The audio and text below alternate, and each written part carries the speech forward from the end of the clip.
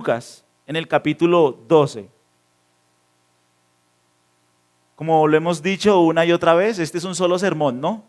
Va de Lucas capítulo 12, versículo 1, hasta el capítulo 13, versículo 9. Toda esta sección es un solo sermón, es un solo día. Jesús enseñando. Durante el sermón, Él se ve interrumpido dos veces. Ya vimos la primera interrupción, ¿se acuerdan? Que un hombre de la multitud se acerca y le dice: Señor, ¿puedes por favor decirle a mi hermano que parta conmigo la herencia? Y toda esa petición procedía de un corazón completamente codicioso. Entonces ahí viene una enseñanza de Jesús sobre la codicia. Su primera enseñanza, ¿se acuerdan sobre qué fue? La primera parte, sobre la hipocresía. Muy bien, están pilos. Sobre la hipocresía, ¿se acuerdan? Entonces Él les dijo: guárdense de la hipocresía. Y les enseñó acerca de quién, de Dios el Padre, de Dios el Hijo y de Dios el Espíritu Santo.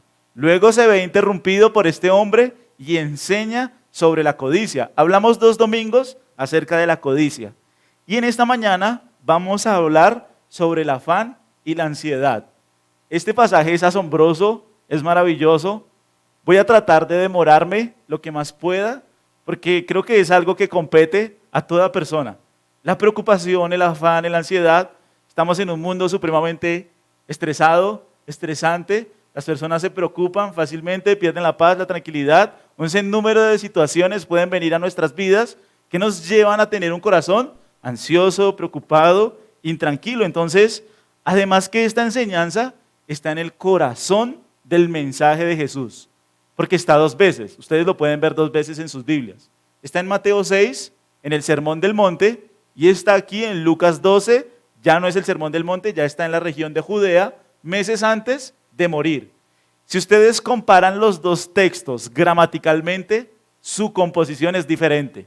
Por eso uno entiende que es un mensaje diferente, no es el mismo mensaje. No es que Lucas lo puso allí porque lo vio en Mateo, no, es un mensaje diferente de un día diferente, que enseña en sustancia la misma cosa. Pero miremos el pasaje. Parémonos en el versículo 22, esto va hasta el versículo 34. Entonces vamos a leerlo todo. Miren lo que dice la palabra de Dios. Dijo luego a sus discípulos: por tanto os digo, no os afanéis por vuestra vida, qué comeréis, ni por el cuerpo que vestiréis. La vida es más que la comida, y el cuerpo que el vestido. Considerad los cuervos, que ni siembran, ni ciegan, que ni tienen despensa ni granero, y Dios los alimenta. ¿No valéis vosotros muchos más que las aves? ¿Y quién de vosotros podrá con afanarse añadir a su estatura un codo? Pues si no podéis ni aun lo que es menos, ¿por qué os afanáis por lo demás? Considerad los lirios, cómo crecen, no trabajan ni hilan, mas os digo que ni aun Salomón con toda su gloria se vistió como uno de ellos. Y si así viste Dios la hierba que hoy está en el campo y mañana es echada al horno, ¿cuánto más a vosotros, hombres de poca fe? Vosotros pues no os preocupéis por lo que habéis de comer, ni lo que habéis de beber, ni estéis en ansiosa inquietud, porque todas estas cosas buscan las gentes del mundo, pero vuestro Padre sabe que tenéis necesidad de estas cosas. Mas buscad el reino de Dios y todas estas cosas os serán añadidas. No temáis, manada pequeña, porque a vuestro Padre le ha placido daros el reino. Vended lo que poseéis y dad limosna. Haceos bolsas que no se envejezcan, tesoro en los cielos que no se agote, donde ladrón no llega ni polilla destruye, porque donde está vuestro tesoro, allí estará también vuestro corazón. ¿Cuál ven ustedes que es la palabra que más se repite? ¿Cuál creen ustedes? Sí, no se preocupen, no se afanen, no estén ansiosos. Todo el pasaje se centra en eso, en manejar el estrés, en manejar la ansiedad, en manejar la preocupación. De hecho, no se trata de manejarla, se trata de eliminarla. Y lo vamos a ver por qué. Entonces miren, nosotros, como yo les decía ahorita al principio, en la introducción, nos encontramos en un mundo supremamente ansioso. Es una sociedad que goza de muchos beneficios, que goza de la tecnología, que goza de muchas comodidades que generaciones anteriores no tuvieron.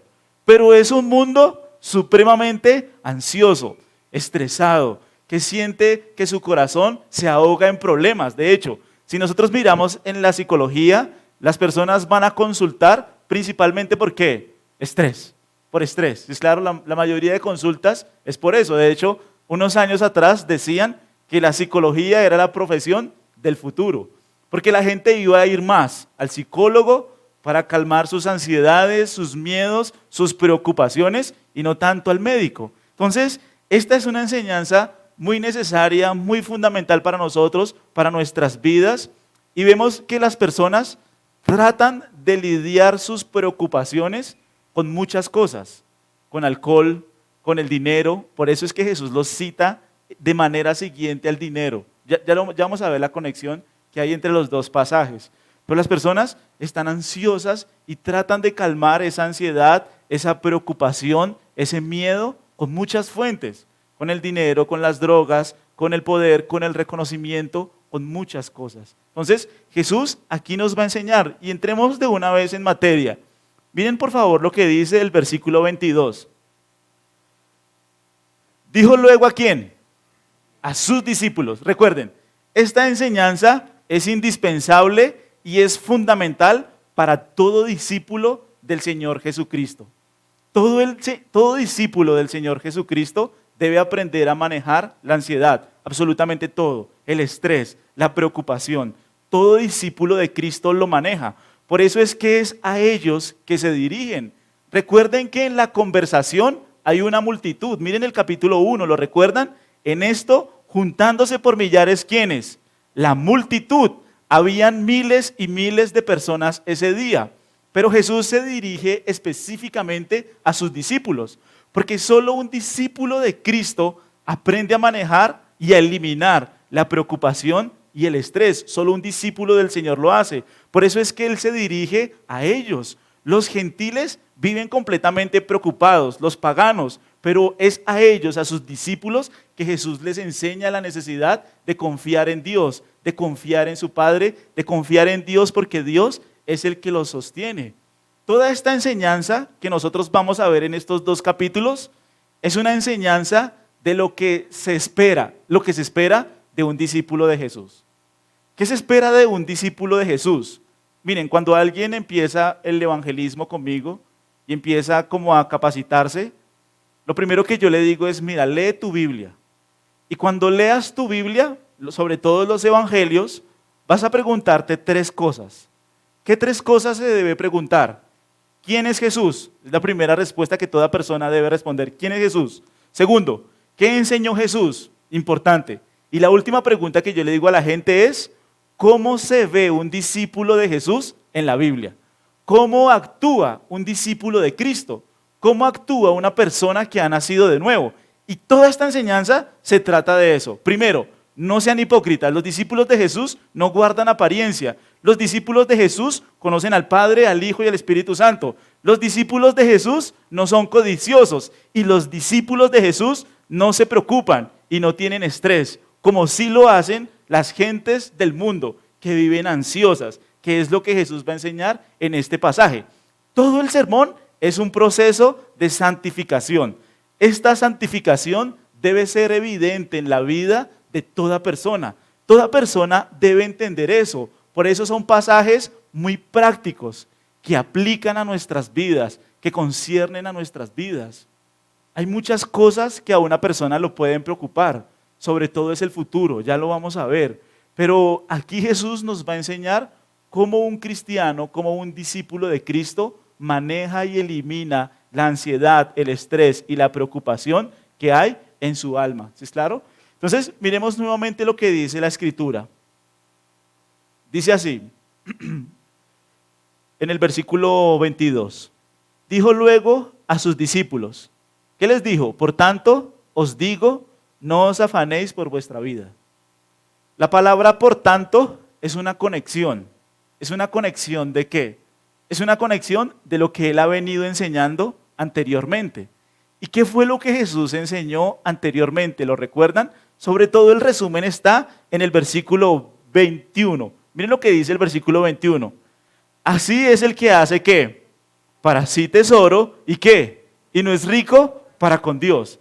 La última enseñanza, si ustedes se acuerdan, era de un hombre rico. Tenía mucho dinero y él quería todo su dinero para sí mismo. Jesús, ¿qué le dijo a sus discípulos? No, ustedes no son así. Ustedes no manejan su dinero así. Ustedes más bien, ¿cómo son? Generosos, dadivosos. Entonces, ¿qué podría pensar un discípulo que no ha recibido una gran cosecha?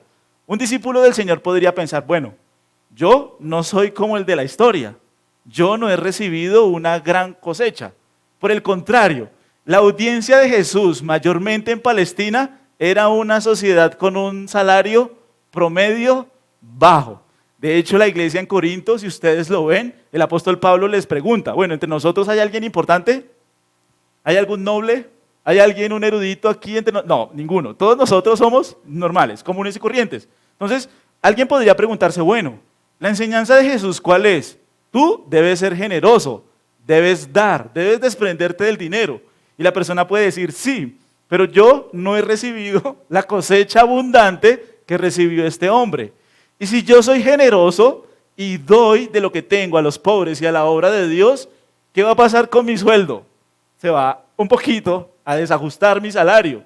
Entonces, por eso es que Jesús les va a enseñar sobre la preocupación por el día de mañana. ¿Qué comeremos? A ver, si yo tengo 10 pesos y yo doy 2 pesos a los pobres, a los necesitados, y doy a la iglesia, a la obra, en este caso a la sinagoga, ¿cuántos me quedan? 8. De los 10 pesos que tenía, ahora tengo 8. ¿Qué hay? Un desajuste. ¿Y qué puede pensar una persona al cual se le desajusta su presupuesto? ¿Qué comeremos? ¿Qué vestiremos? ¿Cómo quedará el sustento de aquí en adelante si yo doy a la obra de Dios? Entonces miren, ¿de qué se trata este pasaje? De confiar en Dios. Por eso Jesús en el versículo 28, si ustedes los ven, Jesús, ¿qué les dice? Ustedes que son hombres de poca fe. Entonces, primer punto, para los que toman anotación, primer punto. ¿Por qué se genera el afán y la ansiedad? Porque no hay confianza en Dios. Ese es el punto. Ese es el primer punto. Cuando una persona no confía en el Dios de la Escritura, en el Dios que ha venido a redimirle, a salvarle, la persona se va a sentir muy preocupada, muy ansiosa. ¿Por qué? Porque ella no tiene el control de toda la situación. No sabemos qué está por venir, no sabemos nada del día de mañana. Y las preocupaciones y el afán surgen del corazón de una persona que no conoce a Dios, que no conoce al Dios de la Escritura. Si ustedes miran todo el Evangelio de Lucas y piensen en lo que nosotros hemos visto, piensen, en ningún otro pasaje se invita a mirar tanto la obra de Dios, en ningún otro. Porque toda la enseñanza de Jesús se va a tratar es de eso. ¿Miren a quién? Miren a Dios. ¿Cómo miren a Dios? ¿Cómo alimenta las aves? Miren cómo viste las flores del campo. Miren cómo Dios cuida de toda su creación. Por eso busquen ¿qué? El reino de Dios. Ningún otro pasaje, en serio, ningún otro pasaje habla tanto de mirar a Dios y de confiar en Dios y descansar en sus atributos. Miren, Jesús lo dijo, esta es la vida eterna. ¿Qué es la vida eterna? Que te conozcan a ti, el único Dios verdadero. La fuente de toda confianza y seguridad del alma, ¿en quién se encuentra? En Dios. Este mensaje es para los discípulos, claro. Son los discípulos los que pueden conocer a Dios. Porque el mundo siempre va a estar ansioso, estresado, preocupado, porque no conocen a Dios. Mientras que el discípulo que ha venido a la Escritura, en fe, en arrepentimiento, a Cristo Jesús, claro, él tiene un nuevo corazón para conocer a Dios. Y como conoce a Dios, puede estar seguro, puede estar tranquilo, puede estar confiado. Es un pasaje que nos invita a mirar a nuestro Dios. Cuando nosotros nos llenamos de preocupación, cuando nos miramos a nosotros mismos. ¿Se acuerdan de Pedro? El Señor, ¿qué le dice? Ven. Y él empieza a caminar en el agua y está mirando a Jesús. Cuando él ve el fuerte viento y pone sus ojos sobre sí mismo, siendo un pescador innato, se le olvidó nadar y se hundió. Y le estaba pidiendo ayuda a Jesús. Y Jesús lo toma de la mano. ¿Y qué le dice? Lo mismo, hombre de poca fe. Si una persona conoce a Dios, conoce el Dios que le llama el Dios de la Escritura, puede aprender a estar seguro. Y ya vamos a ver por qué. Es una enseñanza asombrosa. Pero se trata de esto. Miremos algunos ejemplos. Miren Mateo 4:21.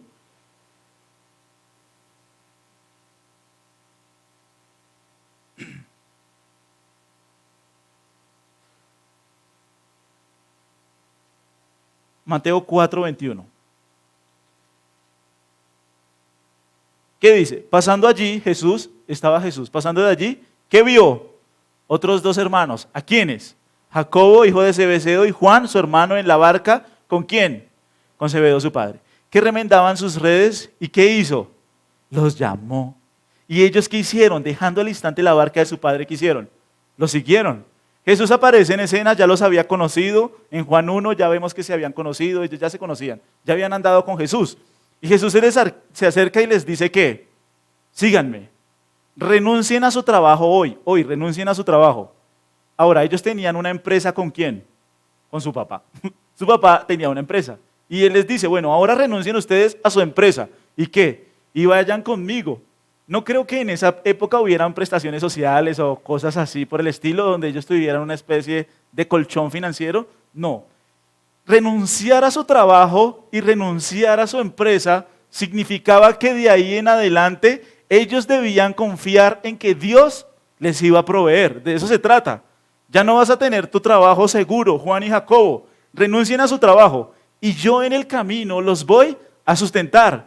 Yo voy a cuidar de ustedes. Yo les voy a proveer. De hecho, miren Lucas 9, pónganle cuidado.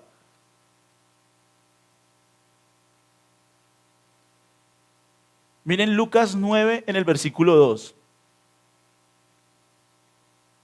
¿Qué dice el Señor que hizo? ¿Lo tienen conmigo? Los envió a predicar el reino de Dios y a sanar los enfermos. Miren el 3. Y les dijo, no toméis ¿qué? Nada para el camino. ¿Ni qué? Ni bordón, ni alforja, ni pan, ni dinero, ni qué. No lleven nada. Piensen en una misión de esas, que hoy el Señor se les aparece. Bueno, necesito que por favor vayan a Chía. Necesito que vayan a Chía a predicar el evangelio. No lleven absolutamente nada. Porque en el camino yo les voy a proveer, yo les voy a dar, yo les voy a sustentar. No se preocupen. Ustedes deben aprender la lección de confiar en mí. Todo cristiano debe atravesar esa lección. Todo cristiano debe verse en momentos de austeridad, absolutamente todos. Porque en esos momentos es donde él aprende a poner ¿qué? Su devoción, su confianza en el Señor. Vamos a ver, Él me cuida, Él me sustenta, vamos a ver todo eso. Pero el primer punto, estén pensando en el primer punto. ¿Por qué una persona se preocupa? Porque no conoce a Dios. Pero no se trata solo de un conocimiento teórico. Es muy fácil aprender la teoría. Es muy fácil aprender la santidad. Y todos los versículos de la santidad, la justicia, la fidelidad, la provisión. Esta experiencia de Jesús no es una experiencia teórica hacia sus discípulos. Es una experiencia que práctica. Es en la práctica que tú aprendes a poner tu confianza en mí. Es en el momento de la escasez. Es en el momento de la incertidumbre. Es en el momento de la ansiedad. Es allí donde se pone a prueba el corazón y donde sabemos si tú has puesto tu confianza o no en mí. Miren un segundito Lucas en el versículo, no lo anoté, 21. A ver si lo veo rápido allí.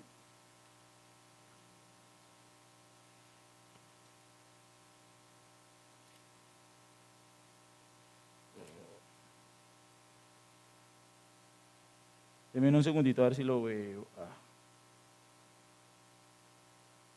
Ay, Señor, no lo anoté. Pero espérenme a ver si lo veo rápido. Creo que es el 23. Ya. Miren el 22:35. Está Jesús hablando, ¿sí? Y le está hablando a sus discípulos. ¿Y qué les dice? Y a ellos dijo, miren este pasaje tan asombroso. Cuando os envié sin bolsa, sin alforja y sin calzado, ¿cuál es la pregunta? Oiga, ¿a ustedes les faltó algo? Cuando fueron sin nada, cuando estaban sin nada, limpios, ¿ustedes les faltó algo? ¿Qué dice? No, nada. Pregúntale a Elías cuando estuvo en el pozo. ¿Se acuerdan Elías que le dijo Dios? ¿Qué le dijo a Elías? Ve a Sarepta, ve al arroyo de Querit y allá los cuervos te van a enviar de comer. te van a llevar pan por la mañana y pan por la tarde. Y te vas a comer y te vas a beber del rollo. ¿Se acuerdan? Y Elías, cuando estuvo ahí, nunca le faltó, nunca. Todo discípulo de Jesucristo, en medio de las dificultades financieras, en medio de las situaciones adversas económicas, en medio de la incertidumbre que puede generar el futuro, porque no hay recursos, porque hay situaciones difíciles, porque ahora estoy dando más para los necesitados y para la obra de Dios. ¿Quién es el que me va a sustentar y me va a proveer en el camino? Dios. De hecho, piensen en Pedro. Nosotros no tuvimos una gran cosecha, pero Pedro, ¿sí se acuerdan? Cuando el Señor le dijo, bueno, navega al fondo, echa la red a la derecha, y Pedro echó la red. Y no podía creer la gran cantidad de peces que había sacado. ¿Qué pasa si el de la pesca es el hombre rico que vimos la semana pasada? Pues el hombre rico coge todos los peces, hace una empresa, hace un negocio, y cuando Jesús le diga, ven, sígueme, ¿qué hace él? No tengo tiempo, estoy ocupado, después. Pero Pedro, ¿qué hizo con la gran pesca que nunca había tenido en sus vidas? Inmediatamente Jesús lo llamó. Y dice en Lucas 5, dejando Pedro al instante las redes, ¿qué hizo? Le siguió. Todo discípulo del Señor confía en Dios. La ansiedad, por eso los hombres del mundo no pueden eliminar las preocupaciones, el estrés y la ansiedad. Los psicólogos solo pueden dar unos calmantes para que tú manejes la preocupación y el estrés. Solo pueden aliviar un poco tu carga. Pero vamos a ver que Jesús no solo promete aliviarla, promete eliminar la preocupación, la ansiedad y el estrés de toda persona. Miren conmigo Filipenses 4:1.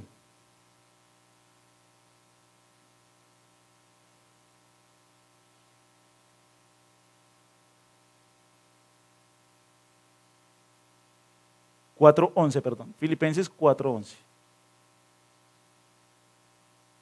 Filipenses 4:11 dice así, la palabra de Dios. No lo digo, dice el apóstol Pablo, ¿por qué? Porque tenga escasez.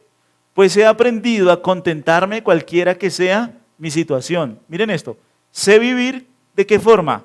Humildemente. Y sé tener abundancia. En todo y por todo estoy enseñado. Así para estar saciado, como también para tener ¿qué? Hambre. Así para tener abundancia, como para padecer ¿qué? Necesidad. Todo lo puedo en Cristo que me fortalece. Es Él, es en Dios. He pasado, dice el apóstol Pablo, momentos de hambre, de rechazo, momentos de abandono, solo en la cárcel. Lo leíamos ahorita en 2 Timoteo. Me abandonaron, me dejaron solo, dejaron de cuidarme. Pero siempre quien estuvo allí, ¿quién fue? Dios. La seguridad de todo discípulo de Cristo está en Dios. Es Él el que nos sustenta. Es Él el que nos provee, es Él el que nos ayuda, es Él el que cuida a su pueblo. Todo el manejo del estrés, de la preocupación y de la ansiedad se trata en Dios, en que Dios tiene lo mejor para mí, independiente lo que suceda, independiente de la situación al final, Dios siempre será el que cuida, sustenta y protege a sus hijos. Por eso Jesús hace esa transición. Por tanto, os digo. Entonces miren, primer punto en afán y en ansiedad, ¿por qué las personas están estresadas, preocupadas? ¿Por qué las personas solo buscan el reino material y no el reino espiritual? Porque no conocen a Dios, porque no conocen a Dios. Segundo, volvamos a Lucas. Lucas 12.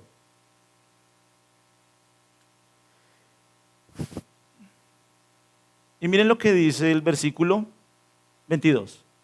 Dijo luego a sus discípulos, por tanto os digo, ¿qué les dice? No os afanéis.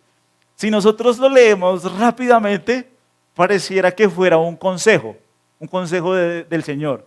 Es como si estuviéramos hablando con un amigo, ¿sí? Y así como cuando un amigo le da a uno consejos.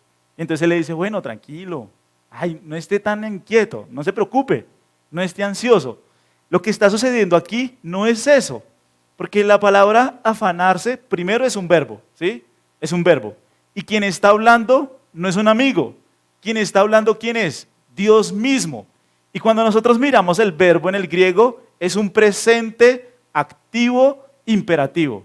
Y nosotros ya sabemos qué significa un imperativo en la Biblia. ¿Qué es un imperativo? Es una orden, es un mandamiento. Segundo, Tener afán y ansiedad es pecado. Es pecado contra Dios. Es pecar contra Dios yo estar preocupado, afanado por el día de mañana, por el qué será. Yo debería estar afanado y preocupado por estar buscando el reino de Dios, por estar buscando el avance de su gloria, de su nombre, por hacer tesoros celestiales. Pero aquí, miren, esto es un mandato, es una orden. No se afanen. ¿Por qué las personas se preocupan? Por su naturaleza pecaminosa. Cuando una persona está toda ansiosa y preocupada, tienen que entender que está pecando contra Dios, es un pecado, esto es un mandamiento. Es como, no sé si se acuerdan, Efesios 5:18, cuando el Señor dice, no se embriaguen con vino en lo cual hay disolución, antes bien, sed llenos del Espíritu. Eso no es un consejo, es un mandato, ser llenos del Espíritu. Esto no es un consejo, es un mandato. No se preocupen, no se inquieten, no estén afanados. ¿Y por qué sabemos que es pecado? Porque primero, miren el versículo, en el mismo pasaje, miren por ejemplo el versículo, ay se me perdió, el 30. ¿Qué dice el versículo 30? Miren esto. Porque todas estas cosas buscan ¿quiénes? ¿Quiénes son los que se preocupan? Los paganos. ¿Quiénes son los que están ansiosos? Los del mundo. Ellos buscan las cosas de este mundo, están desesperados con las cosas de este mundo. Pero ustedes, los discípulos del Señor que han nacido de nuevo, ¿por qué se preocupan? Por el avance del reino, por hacer tesoros en el cielo, por buscar a Dios, su gloria, su justicia. ¿Lo ven? Jesús dice que la ansiedad y la preocupación y el estrés le pertenece a la gente del mundo. Ahora, por ejemplo, miren Lucas 21:34.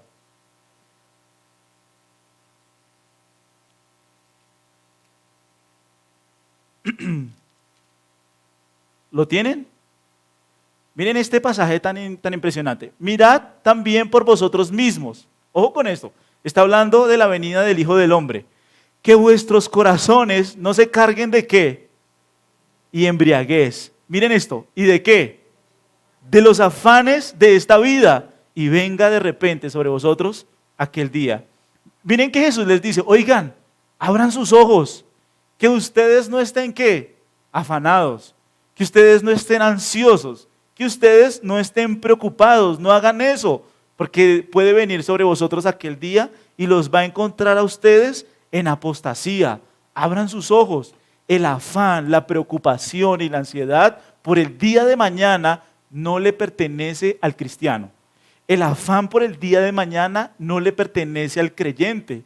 Cuando estas personas estaban ansiosas, llegó el Señor y una manifestación de su corazón incrédulo es que ellos no confiaban en Él. De hecho, miren Lucas 8:14, ahí atrás.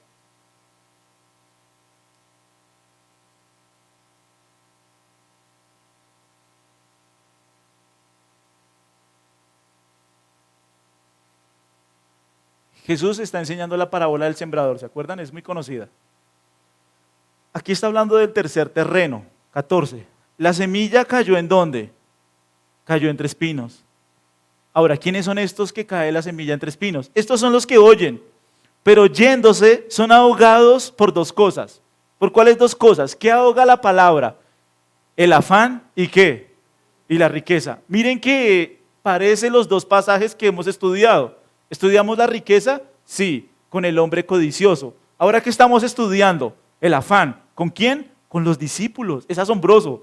¿Qué ahoga la palabra? El afán, la preocupación, el estrés por este mundo, por este siglo. Cuando nosotros nos angustiamos y nos afanamos y nos preocupamos por el día de mañana, nosotros estamos pecando contra Dios. ¿Por qué estamos pecando contra Dios? Porque no reconocemos que es Él el que nos sustenta. Porque no reconocemos que es Dios el que nos sostiene. De hecho, ¿cuál fue el pecado del pueblo de Israel en el desierto? ¿Se acuerdan? Vengan, lo miramos un segundito. Vayan conmigo a Éxodo 12:33. Éxodo capítulo 12, versículo 33.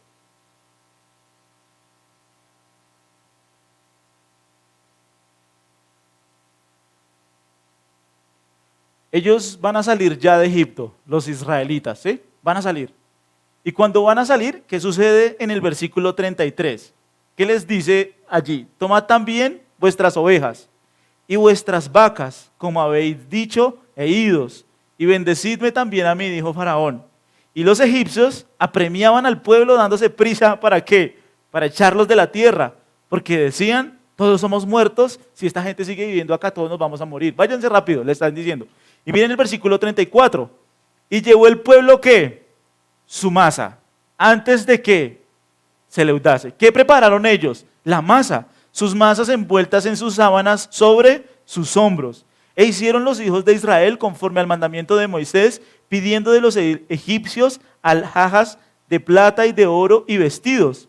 Y Jehová dio gracia al pueblo delante de los egipcios y les dieron ¿qué? Cuanto pedían. Así despojaron a los egipcios. Y miren el 37. Partieron los hijos de Israel de Ramesés a Sucot, como 600,000 hombres de a pie sin contar los niños. También subió con ellos grande multitud de toda clase de gentes, ovejas y muchísimo ganado. Y cocieron tortas sin levadura de la masa que habían sacado de Egipto, pues no había leudado, porque al echarlo fuera los egipcios no habían tenido tiempo ni para prepararse ¿qué? ¿Qué hicieron? ¿Sí lo pudieron ver? Prepararon comida. ¿Y las metieron en qué?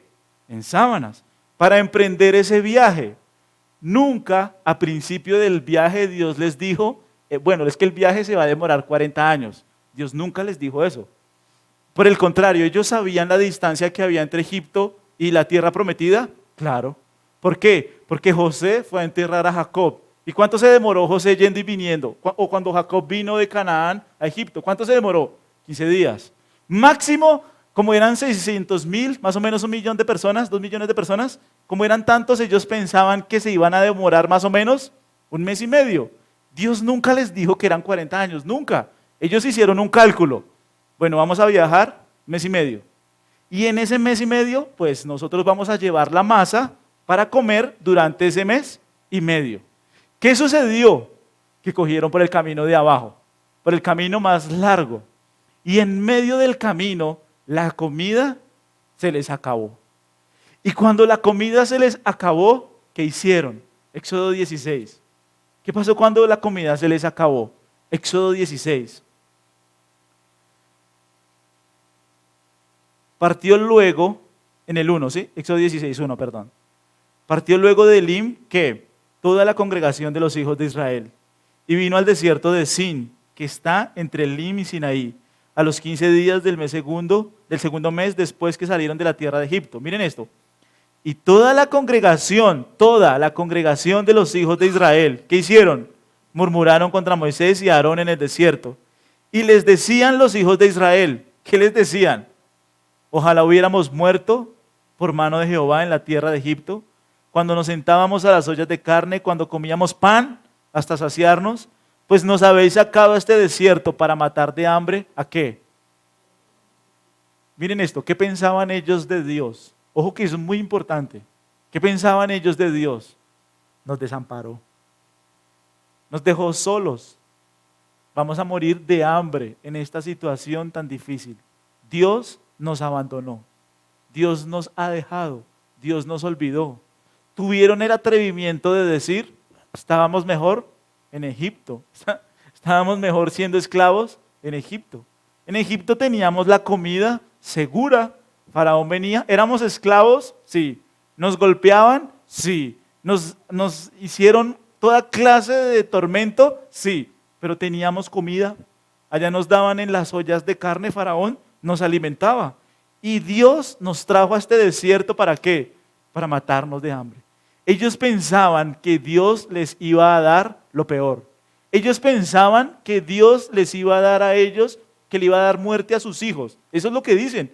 Tú nos trajiste acá para matar a nuestros hijos de hambre. Es completamente el corazón de un pecador. De hecho, miren el 17, pasen la hoja. Aquí habla de pan. En el 17, ¿de qué habla? De bebida. Miren el versículo 17. En el versículo 2, ¿qué dice la escritura? Éxodo 17, 2. Y altercó el pueblo ¿con quién? Con Moisés. Y dijeron, danos agua para que bebamos. Y Moisés les dijo, ¿por qué altercáis conmigo? ¿Por qué tentáis a Jehová? Así que el pueblo tuvo allí sed y murmuró contra Moisés y dijo, ¿por qué nos hiciste subir de Egipto para matarnos de sed a nosotros, a nuestros hijos y a nuestros ganados? El segundo punto del afán y la ansiedad es que surge de una naturaleza pecaminosa.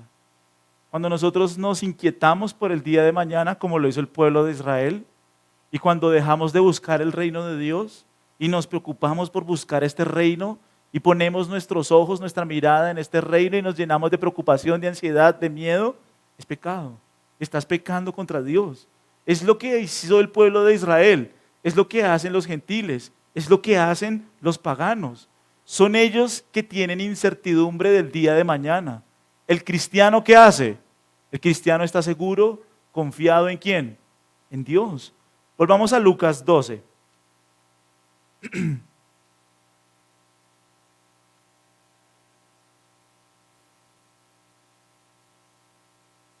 Lucas 12, en el versículo 22.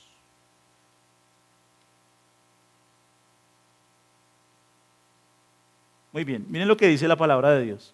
Dijo luego a sus discípulos, por tanto os digo, primero, es de alguien que no conoce a Dios, segundo, es pecado, no os afanéis por vuestra vida. Ahora, ¿cuál es la pregunta que se hacen las personas que están preocupadas y ansiosas? ¿Qué comeréis? Ni por el cuerpo, ¿qué vestiréis? ¿Cuál es la preocupación? El día de mañana. La incertidumbre de lo que va a pasar en el día de mañana. ¿Por qué las personas se inquietan por el día de mañana? Porque a nosotros nos gusta tener el control de absolutamente todas las cosas, ¿sí? A nosotros nos gustaría que las cosas salieran a nuestro modo. A mí me gustaría ser el que domina y maneja todo en la vida para que todo saliera como yo quiero. Rara vez en la vida cristiana y confiando en Dios sucede así. Piensen en José. José soñó que iba a ser un hombre muy grande y que sus hermanos se iban a inclinar ante él. Él tenía una túnica de colores y él pensaba, no sé cómo imaginaba que ese sueño se iba a cumplir, pero inmediatamente lo que sucede en la vida de José, ¿qué es? Lo venden. ¿A quién? A los ismaelitas. Y después los ismaelitas lo venden para ser siervo en el palacio de Potifar. Y luego va a la cárcel. Él no se imaginaba esa vida, ¿sí? Claro, no se imaginaba eso. Si él hubiera querido tener el control de toda su vida, seguramente hubiera hecho las cosas diferentes.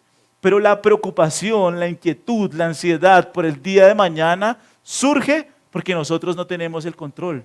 Porque hay situaciones que de repente pueden desestabilizar nuestra vida, pueden desestabilizar nuestro estado financiero, nuestras emociones, muchas cosas que de repente pueden venir de sorpresa e inmediatamente ¿qué surge? La preocupación por el día de mañana. ¿Qué comeremos? ¿Qué vestiremos? Miren, las personas en esa época se ocupaban casi todo el día de pensar en la comida. ¿Por qué? Porque no habían supermercados como hoy en día, donde todo es fácil, asequible, rápido. No, ellos tenían que moler algunas cosas, cocinar, preparar cosas que albergaba mucha parte de su tiempo.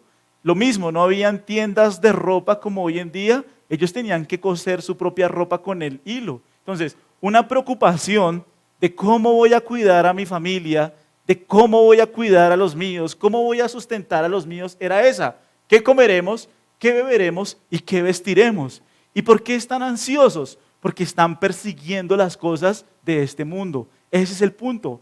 Nosotros no tenemos el control del día de mañana. ¿A qué nos invita Jesús? A buscar el reino de Dios. Allí está la clave.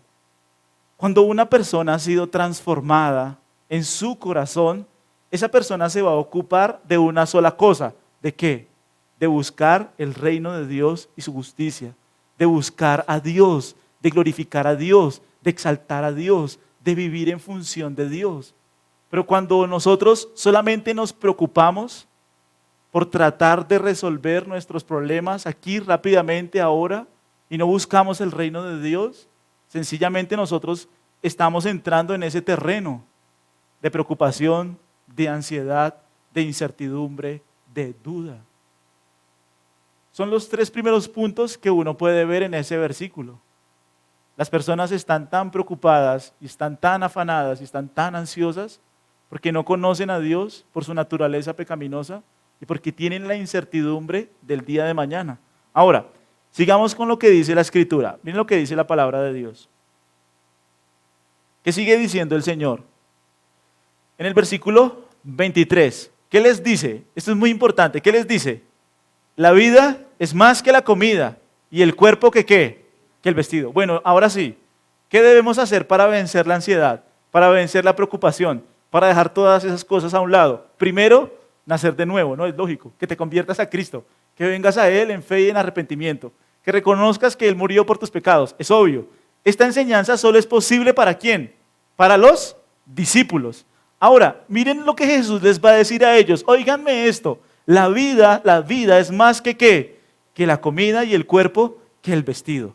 La palabra griega para vida es psique, que se traduce la mitad de las veces como alma y la mitad de las veces en nuestras Biblias como vida, la mitad como alma y la mitad como vida.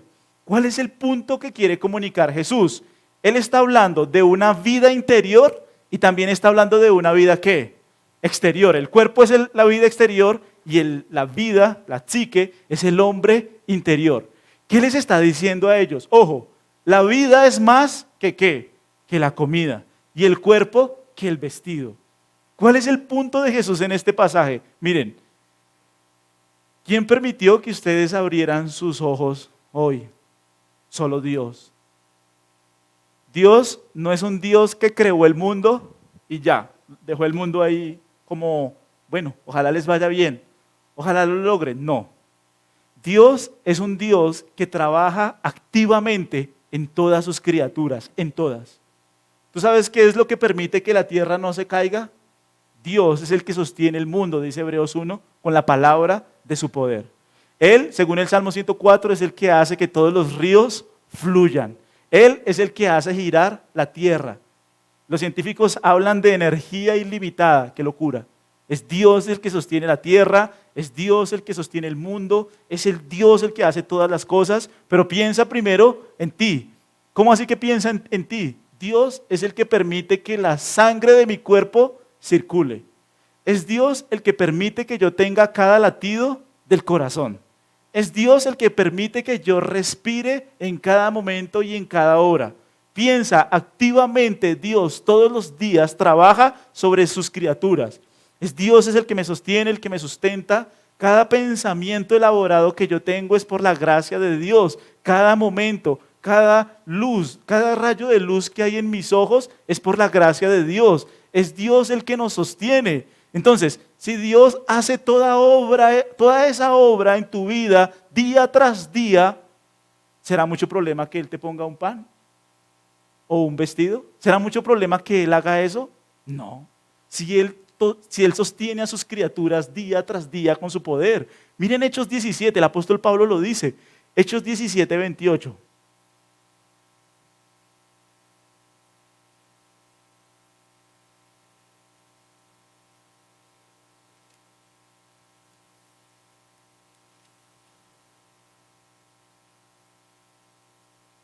¿Qué dice el apóstol Pablo? Porque en Él, ¿qué?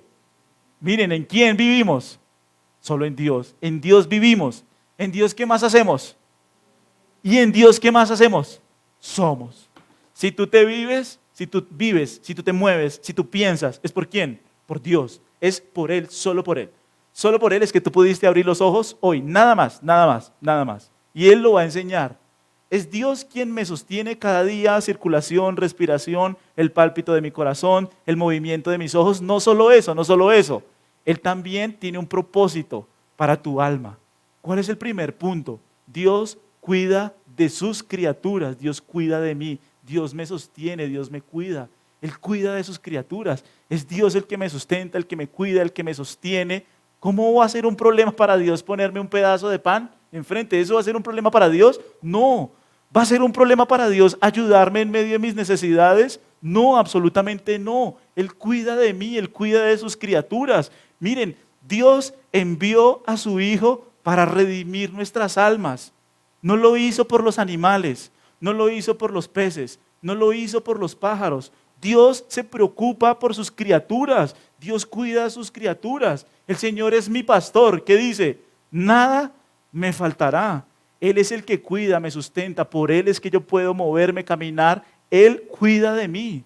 Y si Él cuida absolutamente de mí, si Él cuida absolutamente de los míos, ¿Será un problema las necesidades para él? No. Busquen el reino de Dios, ¿por qué se preocupan? Busquen las cosas de Dios. Hagan tesoros en el cielo. ¿Por qué viven preocupados por el día de mañana? ¿Por qué viven preocupados por lo que ha de hacer el día de mañana? En esas cosas piensan las gentes del mundo. Pero el apóstol Pablo lo dice, en Dios nosotros vivimos, nos movemos, nos somos. La vida que Dios, que sostiene en tu vida es mucho más grande que cualquier vestido, cualquier comida. Miren el Job 12:10, Job 12:10.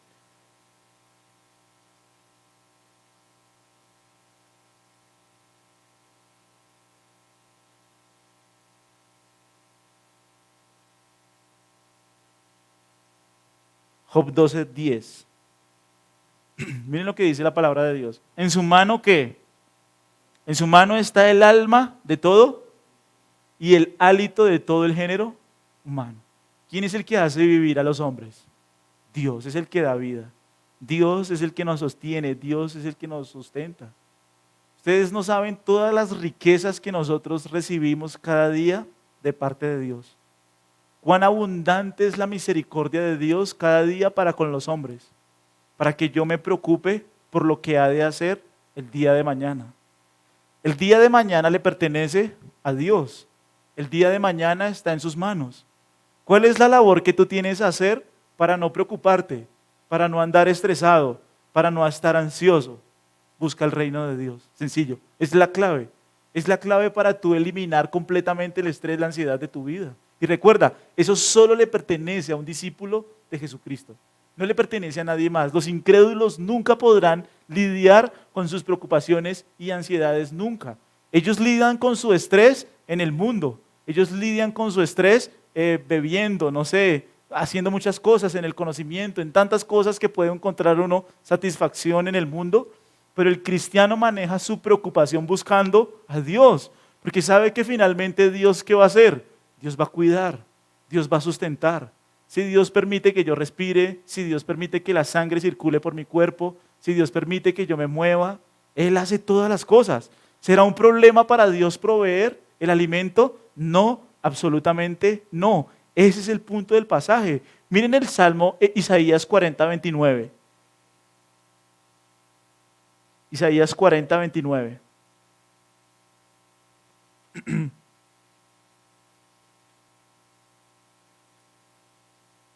Miren lo que dice la palabra de Dios.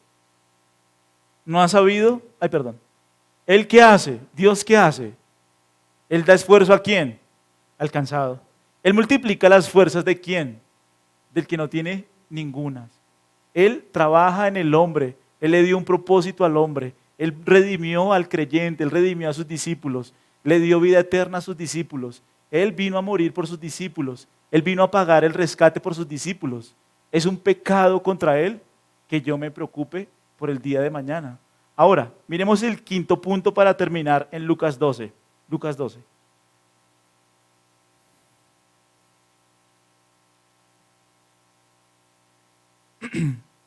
Miren el versículo 24. ¿Qué dice Dios? Considerad que los cuervos. ¿Por qué tan raro?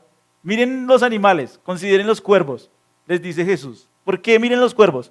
Porque ellos no siembran, ellos no trabajan, ellos no siegan, no recogen del fruto de su trabajo, ellos no tienen una despensa como el hombre rico del pasaje anterior, ellos no tienen ninguna despensa, ellos no tienen granero, ¿y Dios qué hace? Piensen en eso. Miren, ¿cuándo creó Dios las aves y los peces? Quinto día. ¿Cuándo creó los animales terrestres? Sexto día. ¿Cuándo creó al hombre? En el sexto día después de haber creado los animales. ¿Cuál es la corona de la creación de Dios? El hombre. Salmo 8 lo dice. Lo puedes leer del 5 al 8. Ahí está. El hombre es la corona de la creación. Y dice el Salmo 8, todo lo puso bajo sus pies.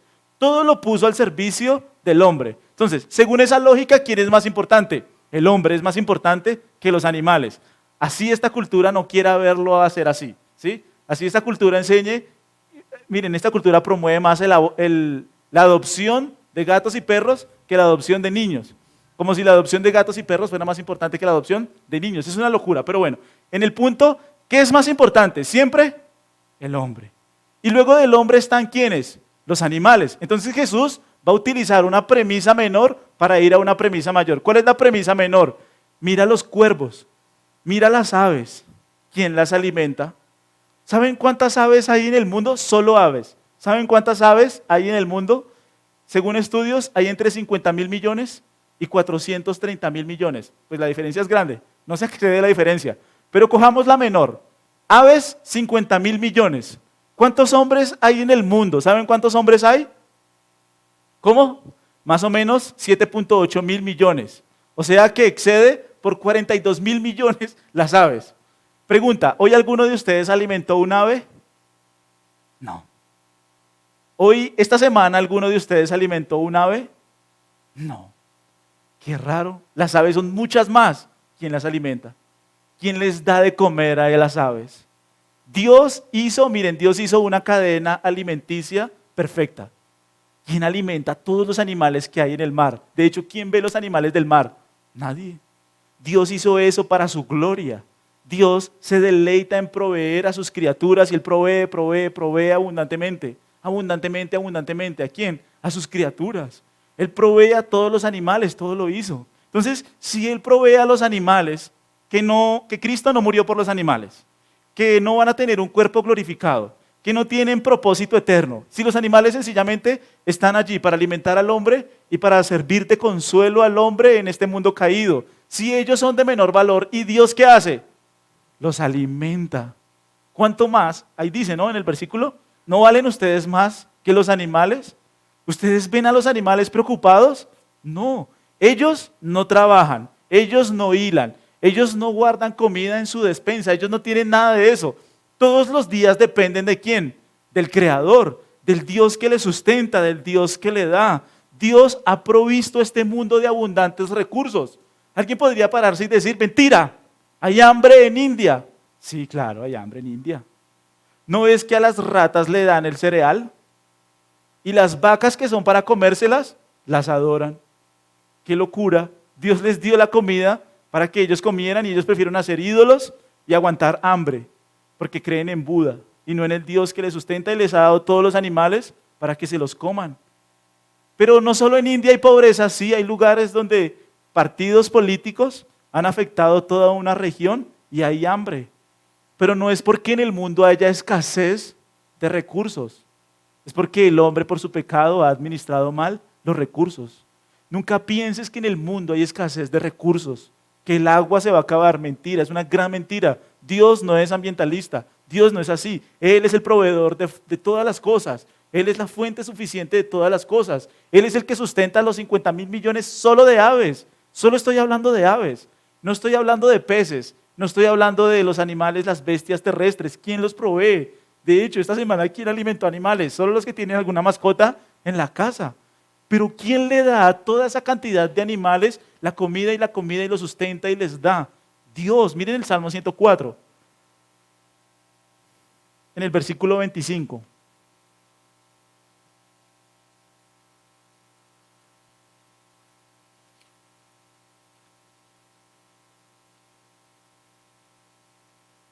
¿Lo tienen allí?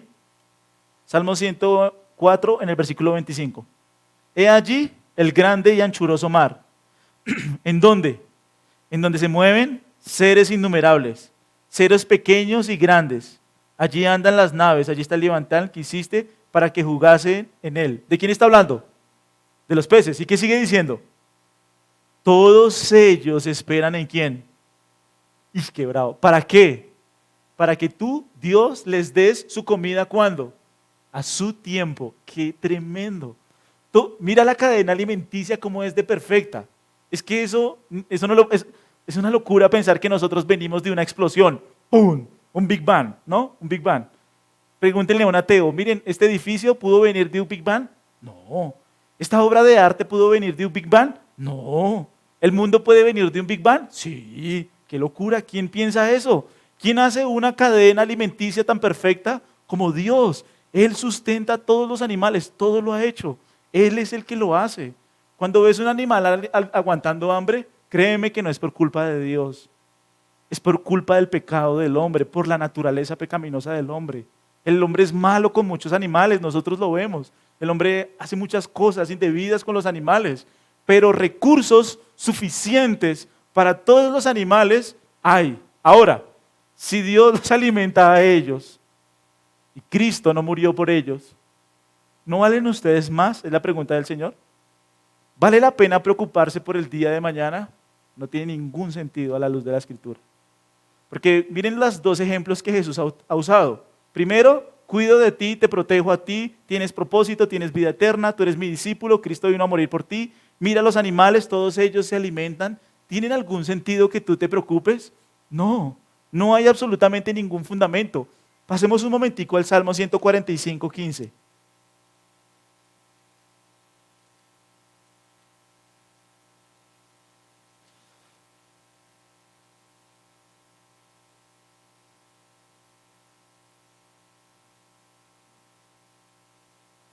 ¿Qué dice el versículo 15? ¿Los ojos de quién? De todos esperan en ti. Y tú les das su comida a su tiempo. Tú abres tu mano. Tú eres el que coma de bendición a quién. Qué tremendo. Él es el que alimenta a todos, sostiene a todos, sustenta a todos. Y tú estás preocupado por lo que ha de ser del día de mañana. No tiene sentido. Por eso el punto de Jesús, ¿cuál es? Tú puedes buscar dos reinos. Puedes buscar el reino material o puedes buscar el reino eterno. Si tú pones tus ojos en el mundo material, vas a vivir ansioso, preocupado, porque esa es la evidencia de alguien que no ha nacido de nuevo. Pero alguien que ha nacido de nuevo, ¿sabes cuál es su preocupación? La eternidad, la eternidad. No sé si vieron el video que, a mí me fascina ese video, que envió Lina ayer, donde el pastor dice, todo el mundo viene a preguntarme de casamientos, de noviazgos, de deudas, de carros. No hay alguien que venga y pregunte, oye, ¿cómo hago para instruir a mis hijos en la vida cristiana? ¿Cómo hago para que ellos sean semejantes a Elías, Jeremías, Juan Bautista? Porque esa no es la preocupación de las gentes de este mundo, ¿lo ven? ¿Buscas el reino material o buscas el reino eterno? ¿Qué te preocupa a ti? ¿Sabes cómo se elimina la ansiedad? Parezco un predicador hoy raro. ¿Cómo se elimina la preocupación, la ansiedad? ¿Cómo se elimina buscando a Dios, buscando su reino? Terminemos con Ageo 1. ¿Está en la Biblia? Sí, está en la Biblia, Ageo.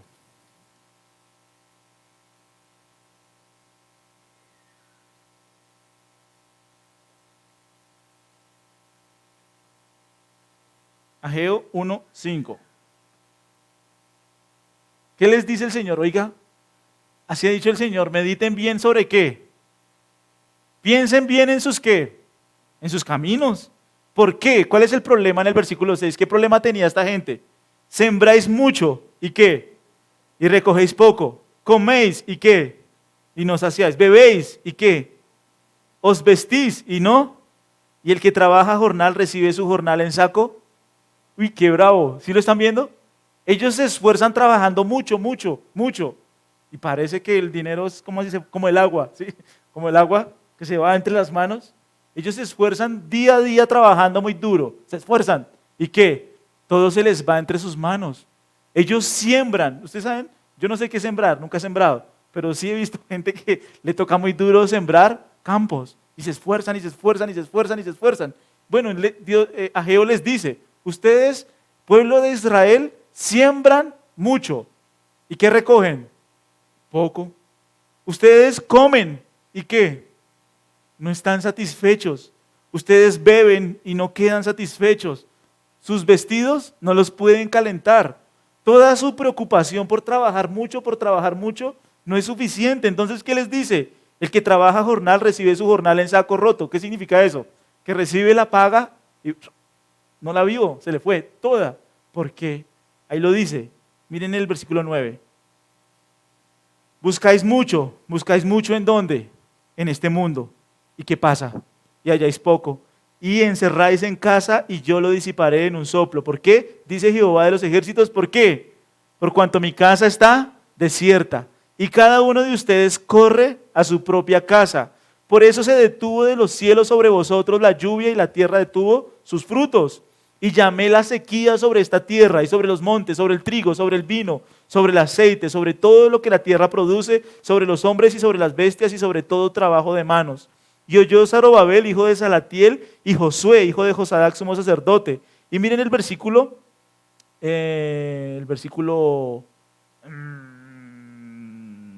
ay, se me perdió. En el capítulo 2. Ay, se me perdió. Perdónenme un segundito. Donde dice traed madera y edificad mi casa. No sé si lo ven por ahí. Qué pena. ¿En cuál? El 1.8. Ah, sí, en el 1.8. Miren el versículo 8. ¿Qué les dice? Subid a dónde? Subid al monte, capítulo 1.8. Y traed madera. ¿Y qué? Y reedificad la casa y pondré en ella. ¿Qué estaba sucediendo en ese pueblo? Ellos se habían olvidado de la adoración a Jehová. Se habían olvidado completamente de eso. No querían reedificar el templo. Ellos, por el contrario, solo estaban pensando en qué, en su situación económica, en sus cosas. Solo estaban preocupados por sí mismos. Y Dios, ¿qué les dice? Ustedes buscan la solución en sí mismos. ¿Saben qué? Por eso reciben su salario como en saco roto. Por eso sobre ustedes no ha venido la lluvia, porque ustedes solo se preocupan por ustedes mismos. ¿Qué deben hacer? Cojan la madera y vayan al templo de Jerusalén y reedifiquen el templo. Busquen el reino de Dios. Empiecen a ocuparse en el reino de Dios. ¿Y qué dice? Yo enviaré la lluvia sobre ustedes. Es fácil. Solo puedes en semana buscar 2 reinos. ¿Eso significa que no trabajamos? No, sí trabajamos, claro. Pero nuestra preocupación cada día es el avance del reino de Dios, es la gloria del nombre de Dios, es poner nuestros ojos en Él porque Él cuida de nosotros. No te preocupes, no te afanes. Dios cuida de sus criaturas, Dios cuida de los suyos. Dios es el que sostiene y cuida a todo ser viviente. Los ojos de todo ser viviente esperan en Él. Muy bien, yo les invito para que nos pongamos en pie.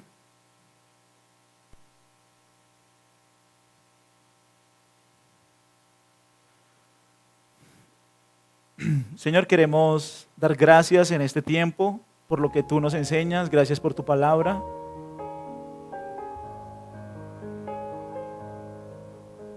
Señor, ayúdanos a entender la necesidad tan grande que hay en nuestros corazones de ocuparnos en ti. Porque eso dice Eclesiastés, que el propósito de todo hombre está ocuparse, Señor, en ti. Ayúdanos a entender que tú eres el que nos cuida, el que nos sostiene. Si somos tus discípulos, si hemos creído, si hemos nacido de nuevo, si somos nuevas criaturas, podemos confiar, Señor, en que tú nos sostienes. El apóstol Pedro lo dice, echen toda vuestra ansiedad sobre Él, porque Él tiene cuidado de vosotros. Padre, ayúdanos a depositar toda nuestra confianza en ti. No permita, Señor, que nuestro corazón se llene de estrés, de afán, de preocupación. No lo permitas, amado Señor. Permite más bien que nuestros corazones estén confiados en ti, que nosotros depositemos toda nuestra fe en ti y ayúdanos a entender la necesidad que hay en nuestras vidas de buscar primero el reino de Dios y su justicia y de entender que todo lo demás vendrá por añadidura. Porque tú nos sustentas, tú nos sostienes. Si tú sostienes y sustentas a todo ser viviente, Señor, cuanto más a los hombres que tú has creado y has redimido para la gloria de tu nombre. Ayúdanos a crecer en nuestra comprensión de un Dios que nos cuida, de un Dios que provee, de un Dios dador de vida, de gracia, de misericordia. Guárdanos, Señor, de entrar en el terreno de la preocupación como las gentes del mundo, sino que más bien por tu gracia y tu misericordia, Señor, nosotros podamos descansar en ti. Te damos gracias por tu palabra, por este tiempo, por lo que tú nos enseñas. Nosotros te bendecimos, te adoramos, te exaltamos y nosotros oramos en Cristo Jesús, Señor nuestro. Amén. Muy bien, yo les invito para que se sienten y para que juntos cantemos esta canción.